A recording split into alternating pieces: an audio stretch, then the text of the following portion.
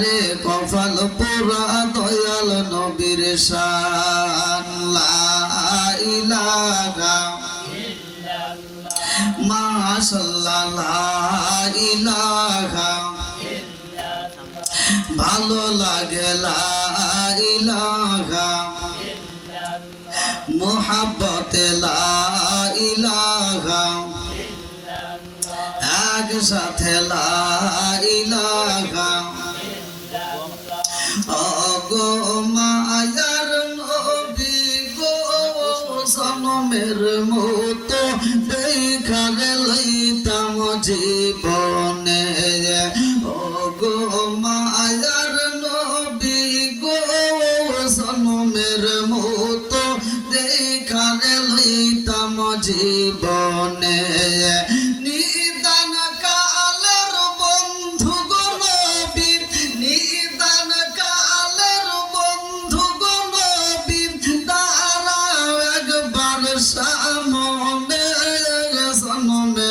মতো দেখানে লইতাম জীবনে ওগো মায়ার নবী গো জনমের মতো দেখানে লইতাম জীবনে লা ইলাহা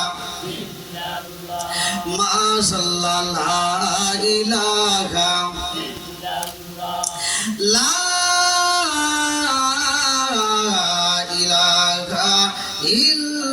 ইল্লাল্লাহু মুহাম্মাদুর রাসূলুল্লাহ সাল্লাল্লাহু আলাইহি ওয়াসাল্লাম নাহমাদুল্লাহ হামদা শাকিরিন ওয়া নুসাল্লি ওয়া নুসাল্লিমু আলান নাবিয়্যিল উম্মি ওয়া আলা আলিহি ওয়া আসহাবিহি আজমাইন ওয়া বা'দা আম্মা বাদ সকল প্রশংসা মহান আল্লাহ তাআলা যিনি আমাকে আপনাকে ভালোবেসে মায়া করে দয়া করে এত সুন্দর একটা পরিবেশে জান্নাতের বাগানে দুনিয়ার সমস্ত ফিতনা ফিসাদ হইতে বিরত রাখিয়া আমাদেরকে একত্রিত করলেন, মাহফিলে বসার জন্য সুযোগ দিলেন।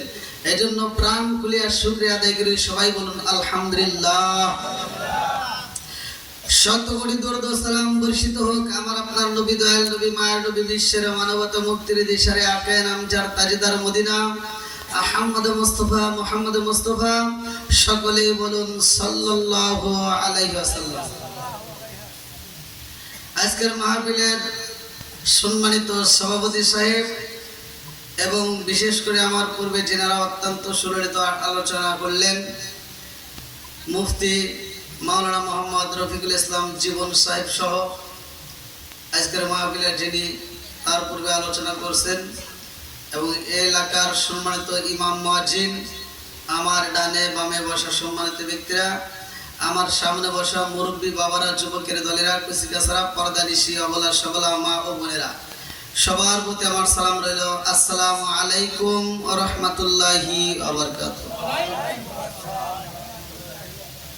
আপনারা কেমন আছেন? আলহামদুলিল্লাহ। আমরা সুখে থাকলেও বলবো আলহামদুলিল্লাহ, দুঃখে থাকলেও বলবো, যে কোনো অবস্থায় বলবো শুকরিয়া আদায় করলাম কার? খুশি হয়েছে কে? বেজার হয়েছে কে? আল্লাহ বলছে ওয়া ইস্তাআযানা রাব্বুকুম লা ইন শাকারতুম লা আযীদান্নাকুম ওয়া লা ইন কাফারতুম ইন্না আযাবি লাশাদীদ। আল্লাহু আকবার। আল্লাহ কয় যারা আমার নিয়ামত পাওয়ার পরে শুকরিয়া আদায় করবে আমি আল্লাহ নিয়ামতটাকে আরো বাড়ায় দেব। আর যদি শুকরিয়া আদায় না করা হয় নিয়ামত ছিনিয়ে দেব। শুধু তাই না, ইন্না আযাবি লাশাদীদ, শক্ত আযাবে গ্রেফতার করব। জোরে কান নাউযুবিল্লাহ। তাহলে সবকিছুর মালিক কে? একসাথে বলি কে? জবানটা দিছে কে? এই জবান আবার বন্ধ করতে পারে কে? আল্লাহর এই ক্ষমতা আছে না নাই? হায়াত মওতের চাবিকাঠি কার হাতে? আর একটু জোরে বলেন কার হাতে? আজকের মাহফিলটা যেহেতু এই চর সাতবাড়িয়া এলাকার ভিতরে একটা বাড়ির প্রোগ্রাম হতে পারে, মাহফিলটা বাড়ির হতে পারে, দেখা যায় ছোট, কিন্তু এটা আল্লাহর কাছে অনেক বড়। এই মাহফিলের উসিলায় আল্লাহ তাআলা আমাদের জীবনের গুনাহ মাফ করতে পারে কি পারে না? এই ক্ষমতা আল্লাহর আছে না নাই? আরেকটু জোরে করে আছে না নাই? আমরা দোয়া করি এই চর সাতবাড়িয়া কবরস্থান সহ এলাকার আশেপাশে সহ সারা বিশ্বে যতগুলো কবরস্থান আছে প্রত্যেকটা মুসলমানদের কবরগুলোকে আল্লাহ জান্নাতের বাগান করে। এবং এই সাথে এই মাহফিলে যারা শ্রম দিয়েছে, সময় দিয়েছে, ভালোবাসা দিয়েছে, এখনো বসে আছি, আল্লাহ তাআলা উভয়ের তামাম জীবনের গুনাহ মাফ করুক, সবাই বলেন আমিন। তা আমরা এখান থেকে শিক্ষা নেব, এক নম্বরে যেখানে কোরআনের আলোচনা হয়, কোরআন তেলাওয়াত করা হয়, আল্লাহ তাআলা বলেন ওয়াইদা কুরিয়াল কুরআনু ফাসতামিউ লাহু ওয়া আনসিতু লাআল্লাকুম তুরহামুন। আল্লাহু আকবার।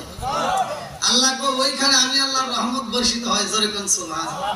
তাহলে আমরা এখন আছি রহমতের প্যান্ডেলে, কথা কোন ঠিক কিনা? আল্লাহ তাআলার রহমতের প্যান্ডেলের ভিতর আমরা বসে আছি। আল্লাহ বলতেছেন তোমরা এজন্যই ওইখানে মনোযোগ সহকারে কোরআন তেলাওয়াত শুনবা, লাআল্লাকুম তুরহামুন, তোমাদের উপরেও আমি আল্লাহ তাআলার রহমত বর্ষিত হবে, জোরে কোন সুবহানাল্লাহ। তা আমরা আজকের মাহফিল থেকে শিক্ষা নেব। আল্লাহ তাআলা এত সুন্দর একটা দুনিয়া সাজাইছে, এটা শুধুমাত্র আমাদের কারণে, জোরে কোন কথা ঠিক কিনা? আমাদের কারণে আল্লাহ তাআলা এত সুন্দর একটা দুনিয়াতে পাঠাইয়া দিয়েছে আমাদেরকে, যে এই দুনিয়াতে তোমরা যাও। যেমন এই বাড়িয়ালা এই মাহফিলটা করার আগে আমার কাছ থেকে একটা ডেট নিছে, আবার এত সুন্দর একটা আয়োজন করছে, তার একটা উদ্দেশ্য ছাড়া কিন্তু সে করে না। আমরা কিন্তু বাজারে যাই, উদ্দেশ্য ছাড়া কেউ বাজারে যায় না। আমরা উদ্দেশ্য ছাড়া রাস্তায়ও বের হই না, কথা কোন ঠিক কিনা? তাহলে আল্লাহ তাআলা যে মানুষ বানাইছে এর একটা উদ্দেশ্য আছে না? একসাথে বলেন আছে না নাই? সূরা জারিয়াত আয়াত নম্বর 56 আল্লাহ বললেন ওমা খলাকাতুল জিন্না ওয়াল ইনসা ইল্লা লিয়াবুদুন। আমি আল্লাহ তাআলা মানুষ এবং জিন জাতিকে বানাইছি ইল্লা লিয়াবুদুন, আমি আল্লাহর ইবাদত করার জন্য, সূরা কোন সুবহানাল্লাহ। তাহলে ইবাদত চলবে কার? একসাথে বলেন।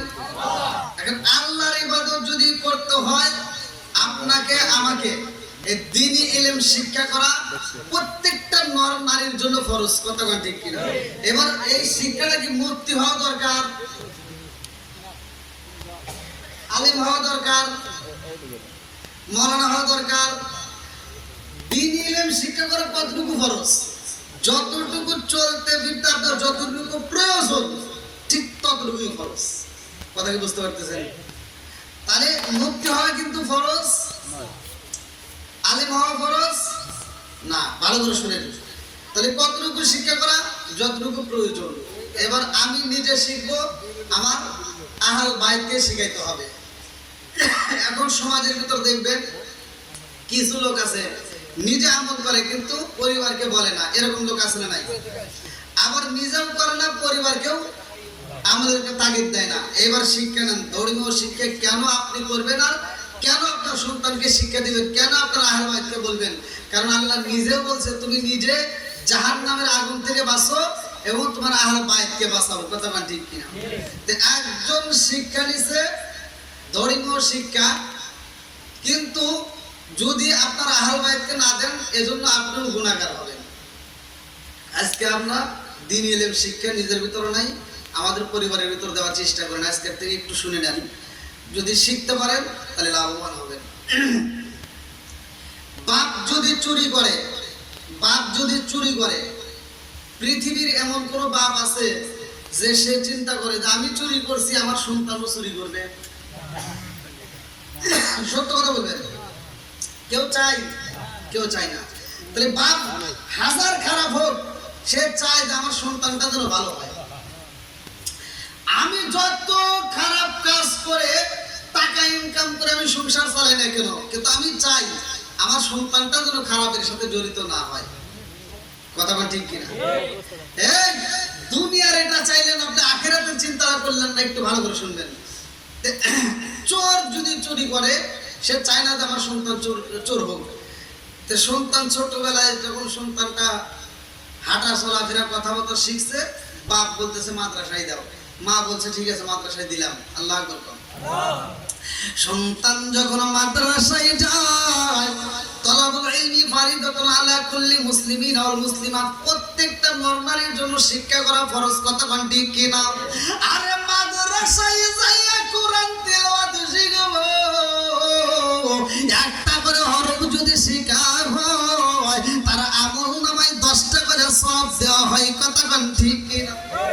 আরে ছোট্ট বাচ্চা মাদ্রাসায় যায় যখন কোরআন পড়বে গো, ওই বাচ্চাটার আমলনামায় তো কোনো গুনাহ নাই, কথা কোন ঠিক কিনা? আরে ছোট্ট বাচ্চার আমল নামায় কোনো গুনাহ লেখা হয় না, আবার তার আমল নামায় তার গুনার পরিবর্তে নেকিরও তো প্রয়োজন হয় না। অথচ সে যে আমল করলো, নেকি আদায় করলো, এই নেকিগুলো কোথায় যাবে? ভালো করে শুনে নাও, কিতাবের ভিতরে উল্লেখ করা হয় যে সন্তান মাদ্রাসায় পড়া হয় ওই ছোট্ট বাচ্চার আমল নামায় কোনো গুনাহ লেখা হয় না, অথচ কোরআন তেলাওয়াত করলে যে সওয়াবটা দেওয়া হয় এইটা একটা অ্যাকাউন্ট আমার আল্লাহ তার নামে তৈরি কইরা দেয়, তার অ্যাকাউন্টে জমা হয় এবং তার বাপ মা আত্মীয় স্বজনের অ্যাকাউন্টে ট্রান্সফার করা হয়। জোরে জোরে কন্যা সুবহানাল্লাহ।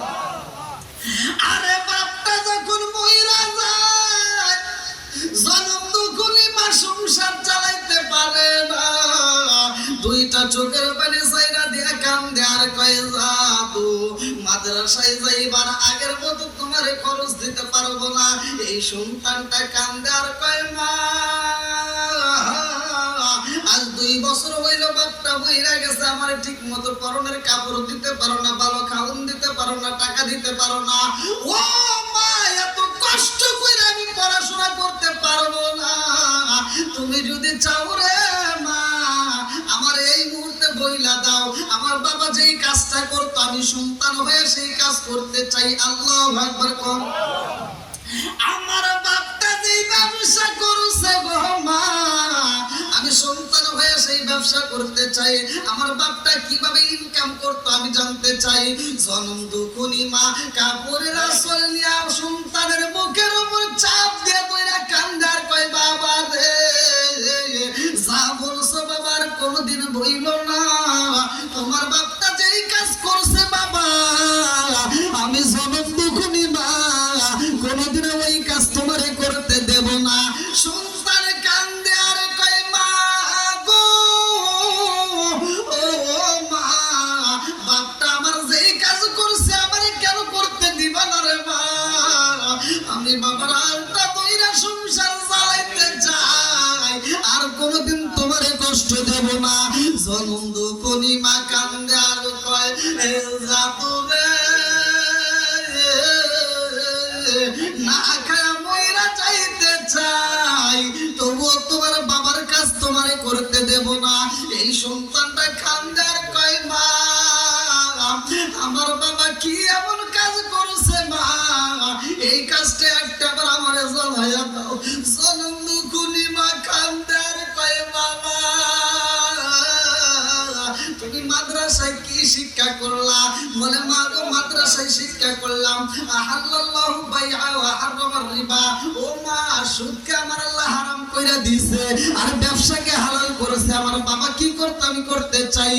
জনম দুঃখী মা কান্দে আর কয় বাবা রে আর কি শিক্ষা করছ আমি জানতে চাই। বলে মা গো হুকুকুল্লাহ হুকুকুল ইবাদাত, একটা হইল বান্দার হক আর একটা হইল আমার আল্লাহর হক। বান্দার হক যদি নষ্ট করা যায় আমার আল্লাহ এটা কোনোদিন মাফ করে না, আল্লাহর হক যদি নষ্ট করা হয় আমার আল্লাহর কাছে যদি তওবা করে যদি মাফ চাওয়া যায় আমার আল্লাহ মাফ করবে, কিন্তু বান্দার হক নষ্ট করে যদি মাফ চাই আমার আল্লাহ ওইটা কোনোদিন মাফ করবে না। বুঝতেছেন? আল্লাহর হক নষ্ট করলে মাপ চাবো কার কাছে? জোরে কোন। আল্লাহ মাফ করতে পারে কি পারে না? বান্দার হক নষ্ট করলে ওয়াজ কিন্তু গভীর মনোযোগ সহকারে শুনতে হবে। আমার ওয়াজ কিন্তু বুঝতে হবে ভাইয়া, নাকি খারাপ লাগতেছে আপনাদের? আল্লাহ আকবার। এইবার জনম দুঃখী মা কান্দার কয় জাদু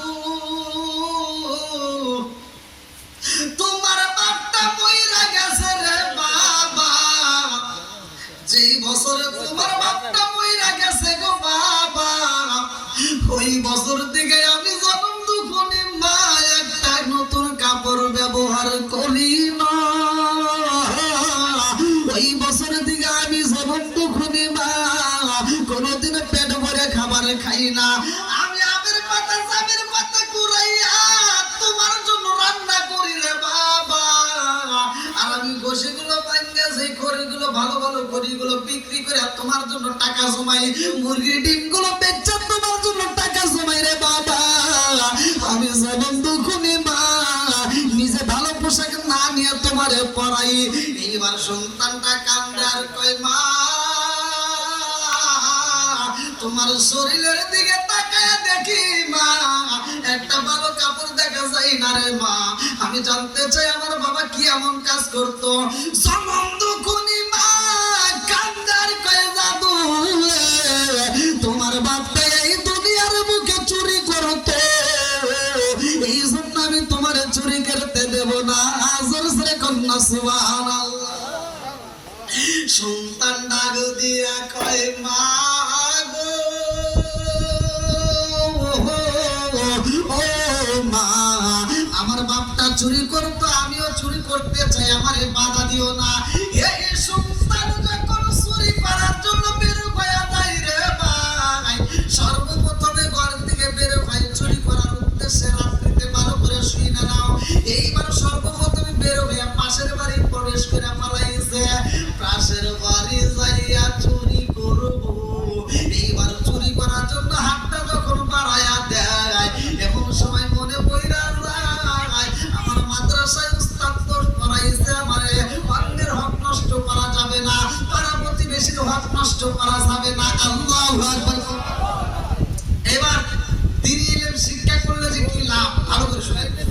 এইবার যখন চুরি করার জন্য একটা বাড়াইয়া দেয়, এই সন্তানটা মনে পড়া যায় পাড়া প্রতিবেশীর আত্মীয়র হক নষ্ট করা যাইব না, অতএব এখানে আমার চুরি করা সম্ভব না। আল্লাহু আকবার।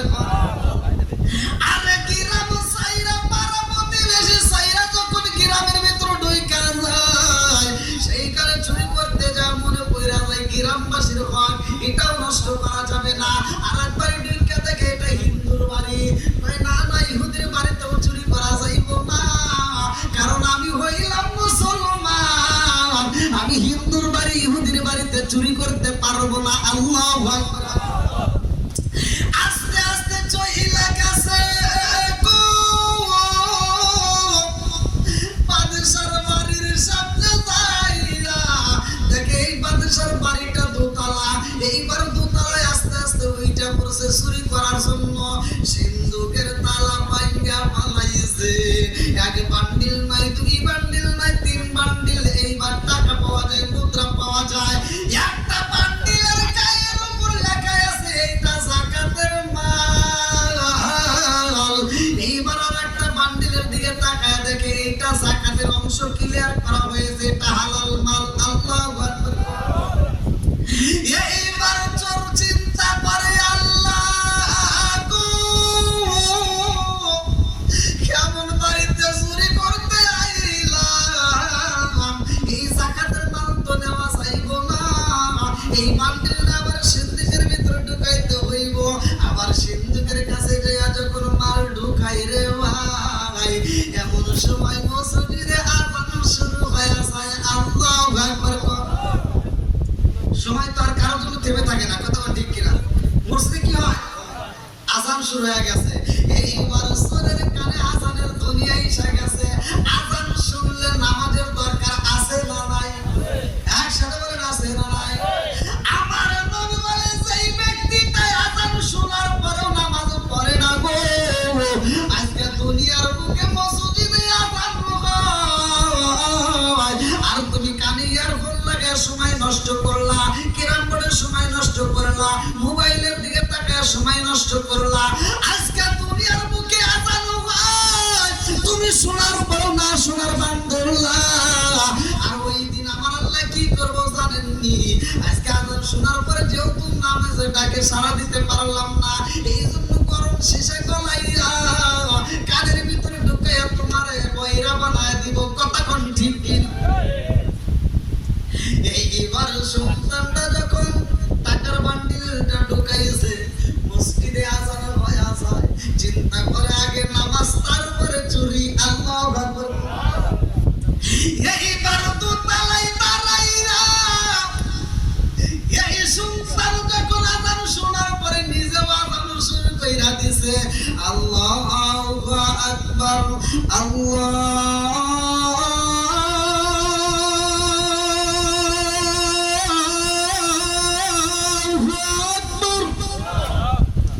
আল্লাহু আকবার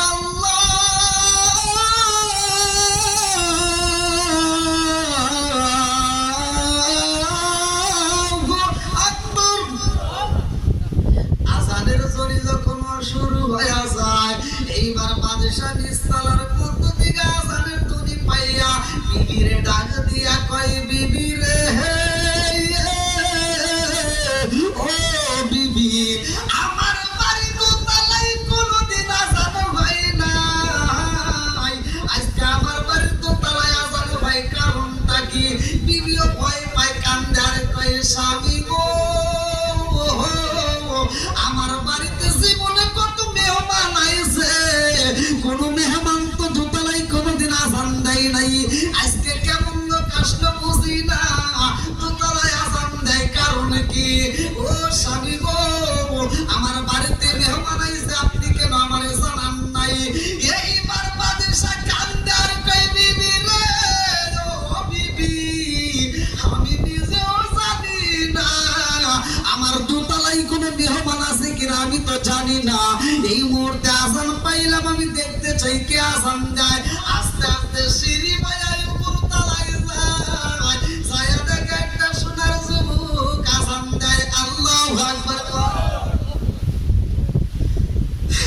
বাদশা তাকায় বলতেছে, কি ব্যাপার, তুমি কে, আজান দিচ্ছ? আজানের সময় হয়েছে, আইসেন আগে নামাজ পড়তে।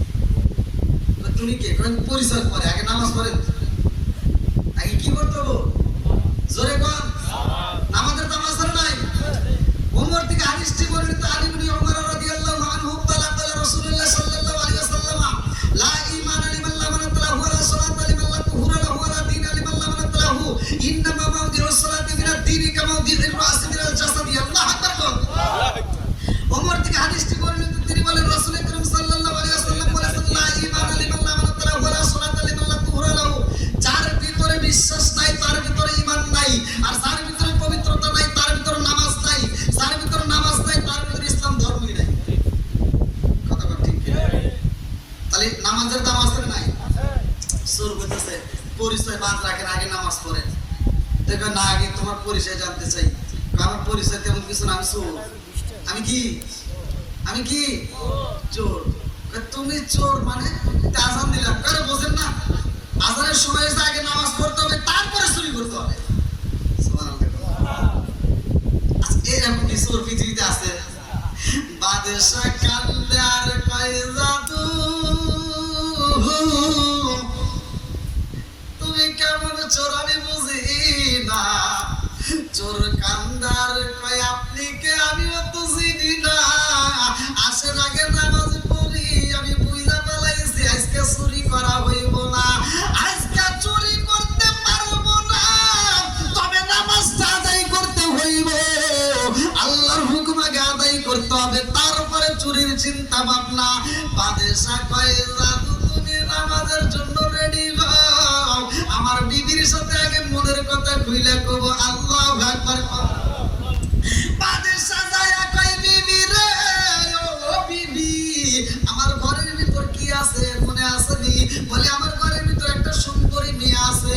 বাদশা ডাক দিয়া কয়, বিবি রে, আমার মেয়েটারে বিবাহ দেব, ভালো পাত্র খুঁজে পাই না, এই ছেলে তালাশ করে করে আমরা পাইলাম না, আজকে আমার দোতলায় এমন একটা দামি মেহমান আইছে রে বিবি, এই মেহমানের সাথে যদি আমার মেয়ে বিয়ে দিতে পারি, আমি বাদশার জীবন ধন্য হয়ে যাইব। জোরে জোরে কন্যা সুবহানাল্লাহ।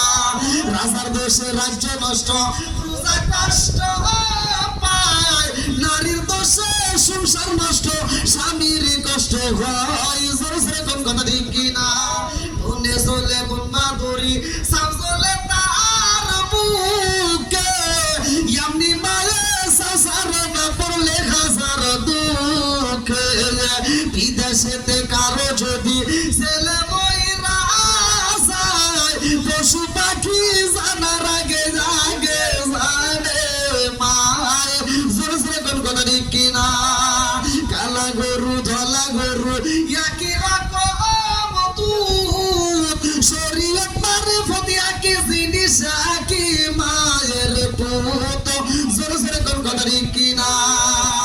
বন্ধুরা রে আমার বাদশা ডাকে দিয়া কই বিবি রে, ও বিবি, আজকে আমার ঘরের ভিতর যে মেহমানটারে আমি পাইছি রুমের ভিতর বন্দি করে পালাইছি, আর দেরি করা যাইব না। আমার যত সম্পদ আছে রে বিবি, এই মেহমানের নামে আমি লেখা দেব। জোরে জোরে কন্যা সুবহান। কথা কি বুঝতেছেন? নামাজের দাম আছে না নাই? একসাথে বলেন আছে না নাই? সে চুরি করতে যায় কি তালাশ করছে? আমানত নষ্ট করা যাইব। জোরে কোন, অন্যের হক নষ্ট করা যাইব। আজকে আপনি যত বড় কুতুব করা হন, আপনি কোটিপতি হয়েছেন, টাকার গরমে আপনি হজ করতে যাবেন, যদি আপনার 4টে মেয়ে থাকে বা 5টা মেয়ে থাকে আর 2টা ছেলে থাকে, আপনি হজ করার আগে চালাকি করে সব সম্পত্তি ছেলের নামে লিখে দিয়ে আপনি হজ করে বিয়ে মাথায় দিয়ে খালি উল্লো মারতে ঘুরেন। আর এই যে তসবিহ করে করে ঘুরতেছেন, যতই করলো কাম, যতক্ষণ পর্যন্ত তোমার মেয়ে মাফ করবে না, ততক্ষণ পর্যন্ত তোমার জন্য জান্নাতের দরজা খোলা হবে না। কথা বল ঠিক কি? আবার কোন হুজুর এটা কোথায়? ওই যে বললাম হুকুকুল্লাহ, হুকুকুল ইবাদত, একটা হলো বান্দার হক আর একটা হলো আল্লাহর হক। কথা বল ঠিক কি না? বন্ধুরা রে আমার, যেহেতু বাড়ির প্রোগ্রামটা, এজন্য মা বোনদেরকে একটা আলোচনা দেওয়ার দরকার। কথা বল ঠিক কি না? আজকে রাজার বউ কেমন খুশি, যে বিস্তারিত পরে বলতেছে। আরেকটু ঘটনা আমি বইলা যাই।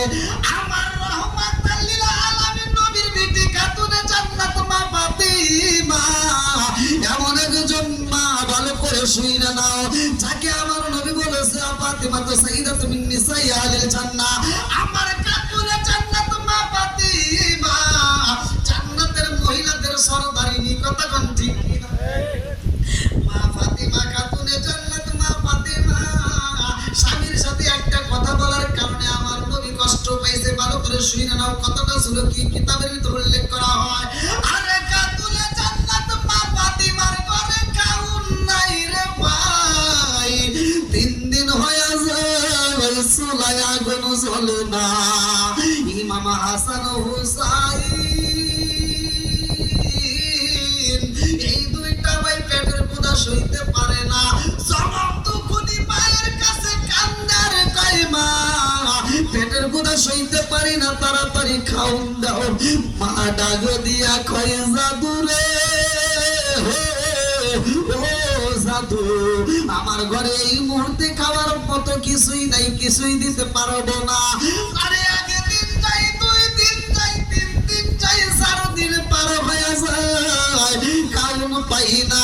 জনম দুখুনি মা কান্দার কয়, আল্লাহ আমি সইতে পারি রে আল্লাহ, কিন্তু সন্তানের পেটে খাওন না থাকলে কোন মা বাবা সইতে পারে না। কথা কোন ঠিক কি?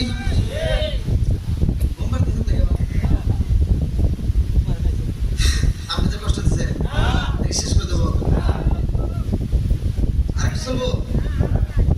আচ্ছা, মিথ্যা কথা কি বলা যাবে? সবচেয়ে বেশি মিথ্যাবাদী কে জানেননি? সবচাইতে পৃথিবীর বুকে মিথ্যাবাদী হলো মা। বলবেন হুজুর এটা কেমনে? দেখেন, যদি ঘরে খাওয়ান না থাকে, ভাত অল্প রয়েছে, সন্তানটা যদি কোথাও থেকে আসে, জনম দুঃখনি মা সন্তানের পেটে খাওয়ান দেওয়ার লেগে রেডি হয়ে যায়। কথা বল না? এই খাওয়ানটা রেডি করে সন্তান যখন খাইতে বসে, কয় মা তুমি খাইছো নি? হ্যাঁ বাবা তুমি খাও। কথা বল না? নাকি এরকম ভালোবাসা পৃথিবীতে কেউ দিতে পারবে? এই মাছ কিনছেন উল্লাপাড়ার দিকে, এমন একটা বড় মাছ কিনছেন, মাছের চাকা হইতে হয়তো 5টা না 6টা হয়েছে, ফ্যামিলির সদস্য 6 জন, মাছ দেওয়া হয় 7 জন, মার মাংসেরটা সন্তানের প্লেটে ঢুকিয়ে দিছে, মা জানতেও দেয় না। কথা বল ঠিক? নিজে ঝোল দিয়ে আলু ভর্তা দিয়ে ভাত খায় ওঠে, বুঝতে দেয় না। এই পৃথিবীর বুকে মায়ের মতো ভালোবাসা কেউ দিতে পারবে? সম্ভব? অথচ আমরা সেই জনম দুঃখিনী মা, সেই জনম দুঃখিনী মা তিলে তিলে তিলে তিলে করে আমাদেরকে বড় করছে, নিজে না খায় আমাদেরকে খাওয়াইছে। আজ 18-22 বছর হওয়ার পরে আমরা এবার বিল্ডিং এর মালিক হইলাম, সম্পত্তির মালিক হইলাম, অথচ মার নামে একটা রুম দিতে পারি না।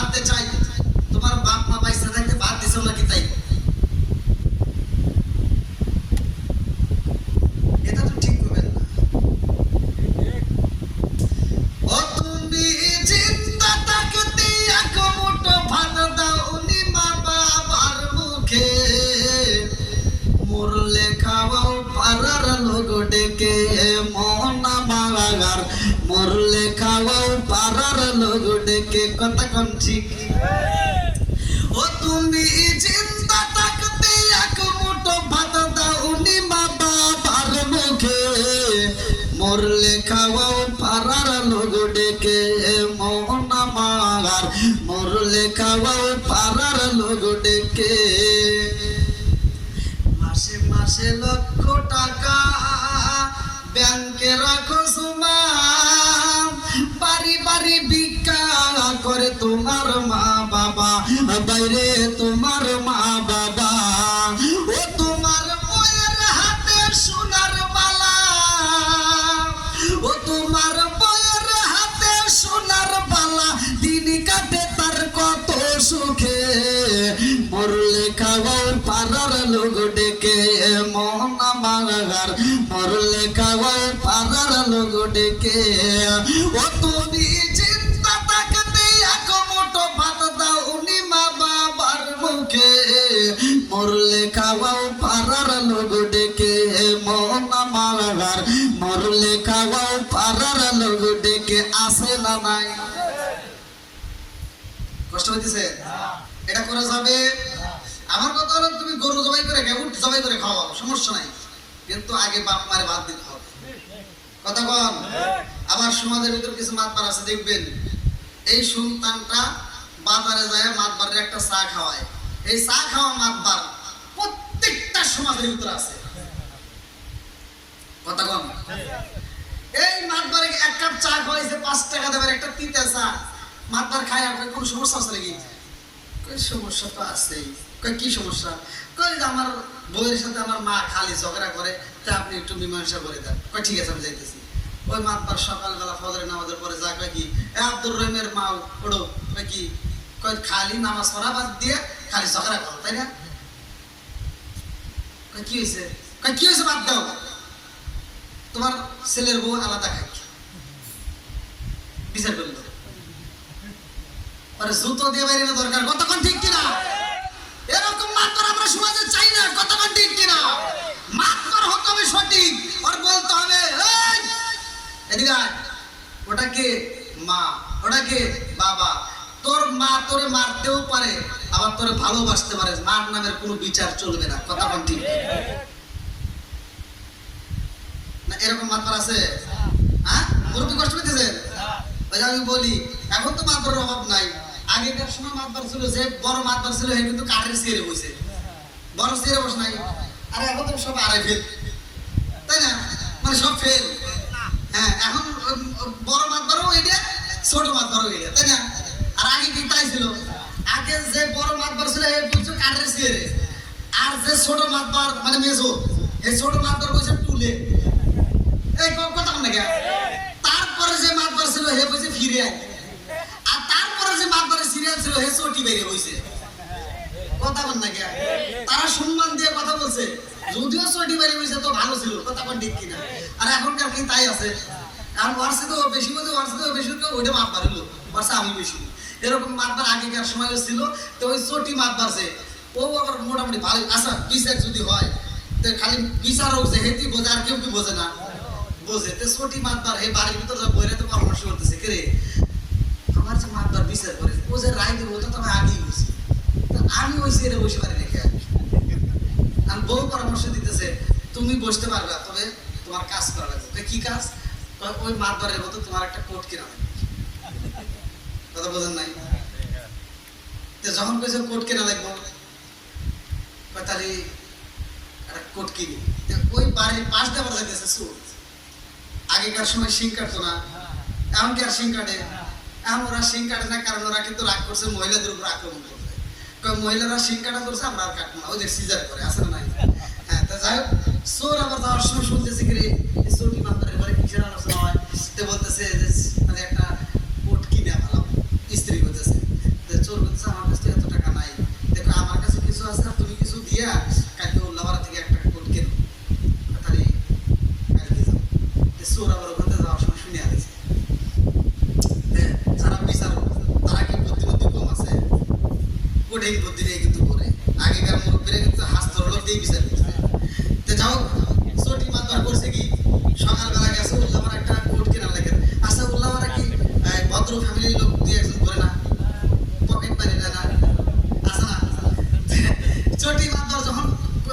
কিনবে গেছে, চোর তো আমার পিছনে লেগে গেছে। সকালবেলা ভোরে চোর হাজির বাড়ি, মানে চোর আগে ভাগে এসে হাজির হয়েছে।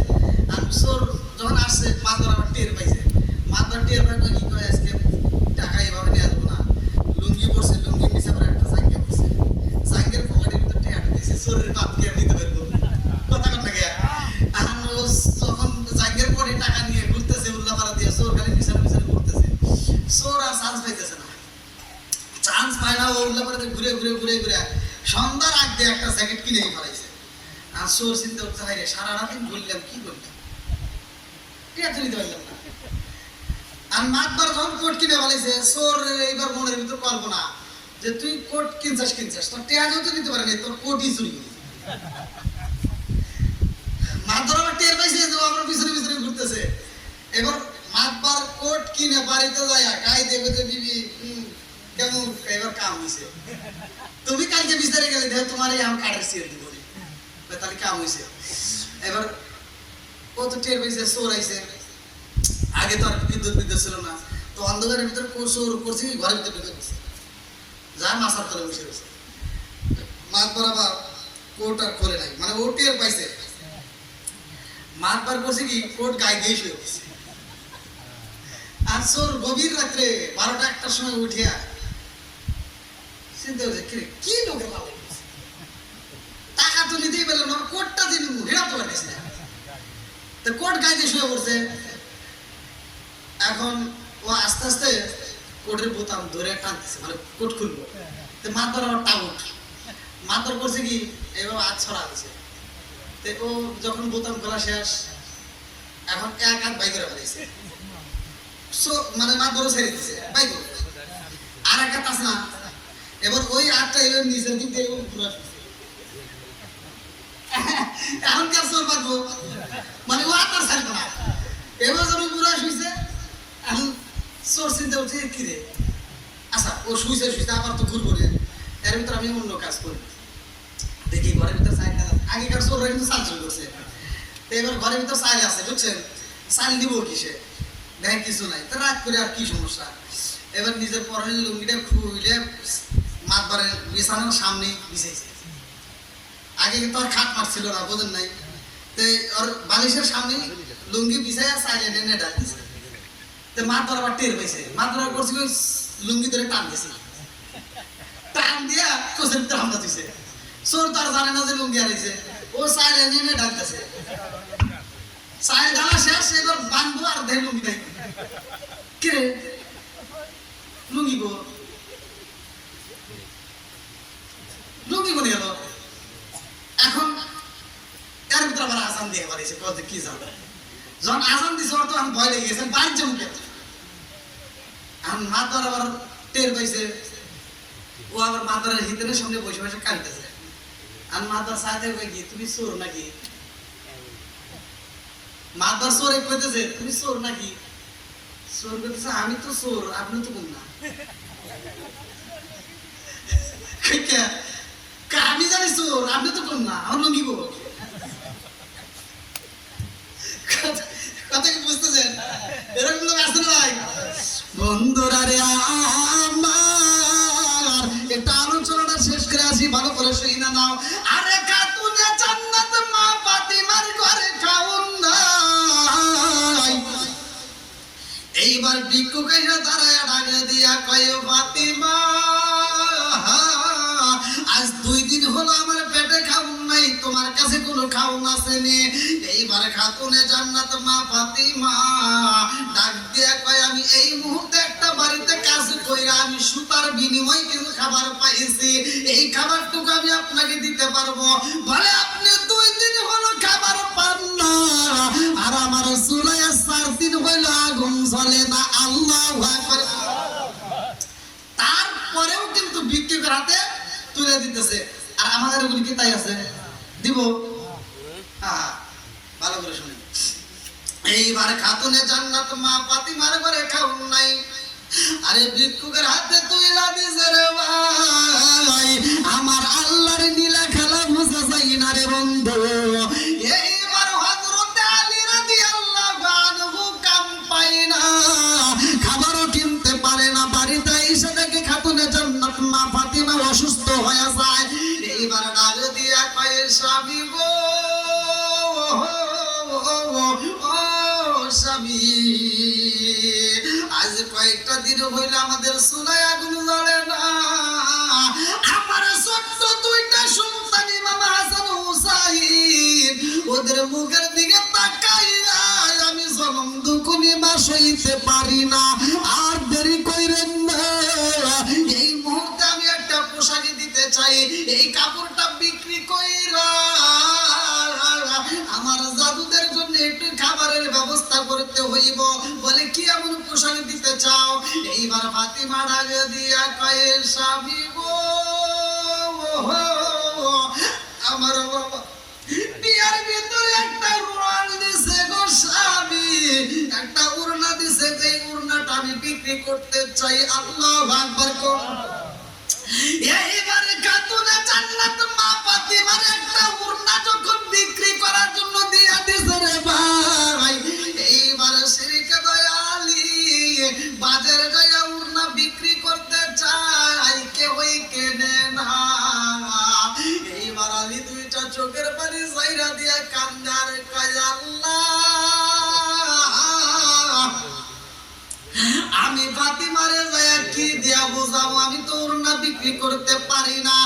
এমন সময় আমার আল্লাহ ফেরেশতা পাঠায়া দেয়, যাও যাও, এই মুহূর্তে মানুষের সুরত দিয়া যাইয়া এই ওড়নাটা আলীর কাছ থেকে কিনা নাও। আল্লাহু আকবার।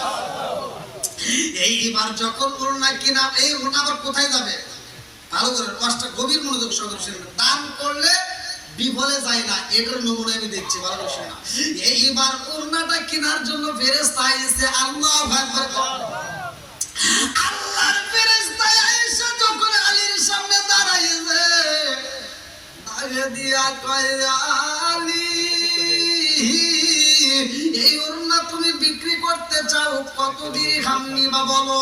আলী ডাকে দিয়া কয় আমি কত দিরহাম নেব? এই ওড়না তো কেউই চয়েস করে না, কেউই তো নেয় না, কেউই তো দাম কয় না। তোমার যা মনে চাই তাই দাও। আমার মনের বিশ্বাস এই ওড়নাটা 1 দিরহাম থেকে সর্বোচ্চ 2 দিরহাম হবে, এর উপরে বুঝে চাইব না। এইবার ফেরেশতা ডাকে দিয়া কয় আলী রে, এই ওড়না 1 দিরহাম নয়, 2 দিরহাম নয়, আমি তোমার ওড়নার দাম দেব 6 দিরহাম। জোরে জোরে কন্যা সুবহানাল্লাহ। 6 দিরহাম যখন পায়া গেছে রে ভাই, আলী এইবার মনের মতো করে বাজারে করার জন্য ঢুইকা গেছে রে ভাই। এমন সময় আমার আল্লাহর ফেরেশতারা একজন আরেকজনের দিকে তাকায় কয় জানোনি, আলীর হাতে এই মুহূর্তে টাকা আসছে বিধায় তার মুখে হাসি ফুইটা গেছে। আল্লাহ কয় না না না, আর দেরি কইরো না, আমার আলীর তোমরা পরীক্ষা করতে চাওনি, এমনি ভাবে করলে হবে না। আমার আলীর সামনে যাইয়া এই মুহূর্তে তার কাছে মুদ্রাগুলি চাইবা, দেখো দেয় কিনা। এইবার আর একটা ফেরেশতা এসে কয় আলী, পেটের ক্ষুধা সইতে পারি না, 1 দিন 2 দিন 3 দিন 4 দিন 5 দিন 7 দিন পার হয়ে যায়, এই মুহূর্তে তোমার কাছে যদি কোনো অর্থ থাকে আমার দিতে পারবা নি? আলী আর দেরি করে না রে ভাই, এই 6 দিরহাম দইরাই তারে দান কইরা দিয়া খান্দার কয় আল্লাহ, সারাটা দিন কইরা কইরা কাজ পাই না, খাতুনে জান্নাত মা ফাতিমার দেওয়া উড়না, যেটা রহমাতাল লিল আলামিন নবী দিছিল গিফটে বিয়ার ভিতরে, এই উড়নাটা পর্যন্ত আমি বিক্রি করে বালাইলাম। এই মুহূর্তে বিক্রির হাদিয়াটা দিয়ে আমি কিছু কিনতে চাইলাম, তাও তো কিনতে পারলাম না, বিক্রি করে দিয়ে দিলাম। ও মালিক, এই মুহূর্তে আমি ফাতিমারে কি দিয়া বোঝাবো? এমন সময় আল্লাহ ডাক দিয়া কয় জিবরাইল, ও জিবরাইল, এই মুহূর্তে জান্নাতের মধ্যে থেকে একটা লাল ঘোড়া নিয়ে যাও। আল্লাহু আকবার। আরে লাল একটা ঘোড়া দেওয়া হয় রে ভাই, এই ঘোড়াটা নিয়ে আইসা আলীর সামনে দাঁড়াইয়া ডাক দিয়া কয় আলী, এই ঘোড়াটা তুমি কিনবানি? আলী আলী একটা মুস্কি হাসি দিয়া বলে, না না না, আমার দ্বারা সম্ভব না, আমি বাজারে করব, আমার সংসারের বুকে খাবার দেব, এমন পয়সা আমার কাছে নয়, আর আমি লাল ঘোড়া কিনবো, এটা আমার দ্বারা সম্ভব না। এইবার ফেরেশতারা দিয়া কয়, আলী তোমার টাকার দরকার নয়, এই মুহূর্তে আমি এই ঘোড়াটা তোমার কাছে বাকিতে বিক্রি করতে চাই। আল্লাহু আকবার। কিসে বাকিতে বিক্রি করতে চাই? বলে কেমনে? বলে আমার এই ঘোড়াটা তুমি 100 দিরহাম দিবা, এই ঘোড়াটা আমি তোমার কাছে বিক্রি করে দেব, তুমি যেই টাকা লাভবান হয়ে বিক্রি করবা আমার 100 দিরহাম দিবা, এই ঘোড়াটা তুমি বিক্রি করতে পারো। আলী কয় ঠিক আছে, তাইলে তুমি দিতে পারো। এইবার ঘোড়াটা নিয়ে আলী যখন বাজারের দিকে যায়, এই ক্রেতা তো সাধারণ কিতা আসবে না, আমার আল্লাহ আবার একদল ফেরেশতা পাঠাইয়া দেয়, তাড়াতাড়ি যা খাতুনে জান্নাত মা ফাতিমা যাইরা আমাদের মুসাল্লায় বসে চোখের পানি বাড়ায়া কান্দে, তার সন্তানের বেড়ে কারণ নাই, বাসাইতে পারে না। আর দেরি কইরো না, এই মুহূর্তে ঘোড়াটা কিনতে হইব। এইবার আলীর সামনে আয়েশা কয়, আলী তোমার এই ঘোড়াটা তুমি বিক্রি করো বানিয়ে। আলীর আগে দিয়া কয়, আমি বিক্রি করতে চাই, তোমরা বলো কি দাম দিবা? বলে তোমার এই ঘোড়াটার দাম আমরা 160 দিরহাম দেব। আল্লাহু আকবার। 160 দিরহাম, কথা কি বুঝতেছেন? 60 দিরহাম। এই ওড়না আর এই ঘোড়াটা, এই ওড়না আর ঘোড়াটা কোথায় থাকবে, কোথায় আছে এবং কোন সময় কাজে লাগবে আখিরাতের ময়দানে, এটাও আলোচনা ইনশাআল্লাহ পাবেন। আল্লাহ কবুল করুক সবাইকে, আমিন। নাকি আপনাদের কষ্ট হতেছে? লাল ঘোড়াটা এবার বিক্রি হলে 100